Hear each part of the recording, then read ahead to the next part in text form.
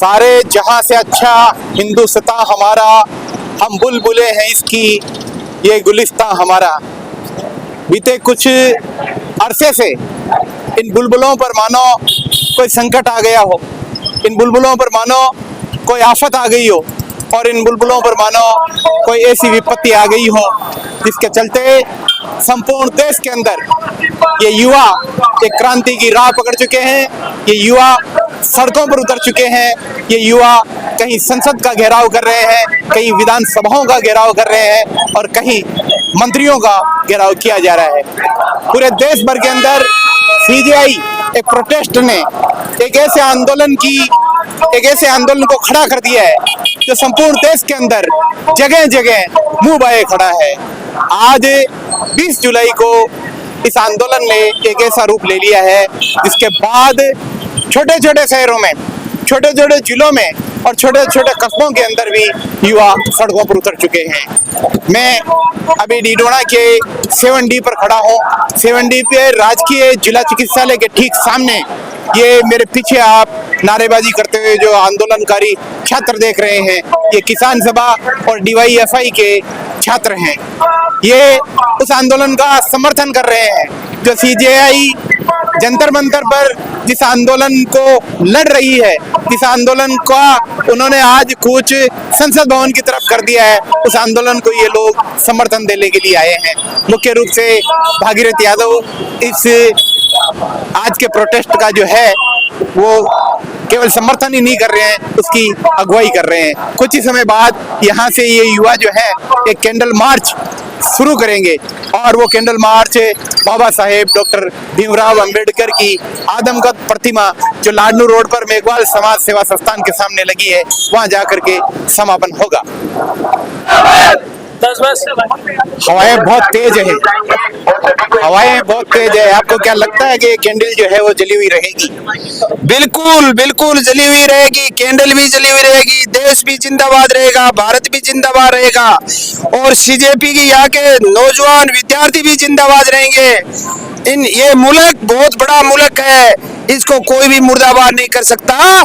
कई आक्रांता है, कई चले गए, लेकिन गंगा जमुनी तहजीब का प्रतीक हमारा भारत देश मान रहेगा। अब 3 दशक से राजनीति के अंदर है।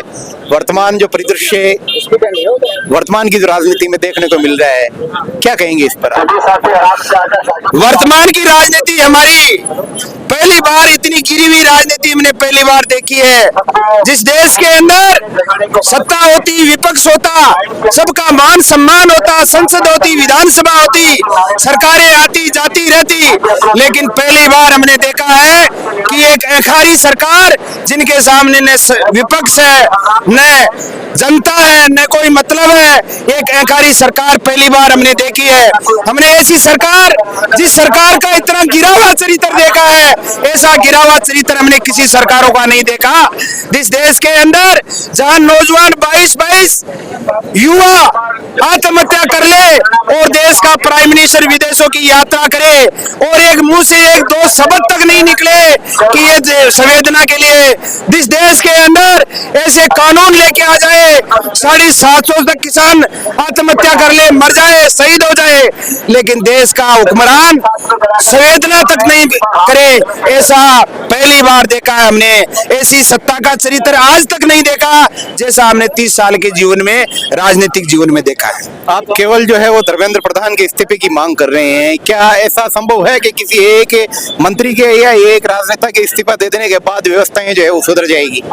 इस्तीफा का मतलब ये होता है कि कोई भी जिम्मेदारी तय होती है, किसी भी विभाग की जिम्मेदारी तय होती है, विभाग का मालिक होता है।